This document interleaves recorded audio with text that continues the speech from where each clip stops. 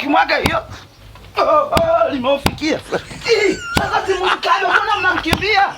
Hata Shanyanta huyo. Oneni sasa. Na niliwaambia. Si tulikuwa tujui kama anajiseti ya Shanyente. Na nendeni kati sasa. Mtu paka anajiseti na Shanyente. Waside, angalia mikono wewe mfunge. Unaona sasa walivyokuwa nasambaza mikono. Tangu hapo ichapwe. Mwenzako akakwambia vizuri tu, hiyo mikono usisambaze. Wewe ukaisambaza na ukaitawanya kabisa. Kama mabaya ya kunguru. Haya sasa. Haya twende kazi bouncer. Okay. Haya mwai kati kule. Raundi nyingine chanueni tena mikono. Nyisi kunguru. Le familia Yusho hapa penalty juu.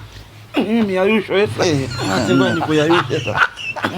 Endelea hivyo hivyo kuongea. Jamani. Huyu mdomo wake hauna breki. Ndio weke breki sasa. Mimi uweze kuniambia Myayusho mbele ya watu. Sawa nimekuelewa. Sawa refa, mdomo na uchapa kufuli. Siongee kitu kabisa. Toka niko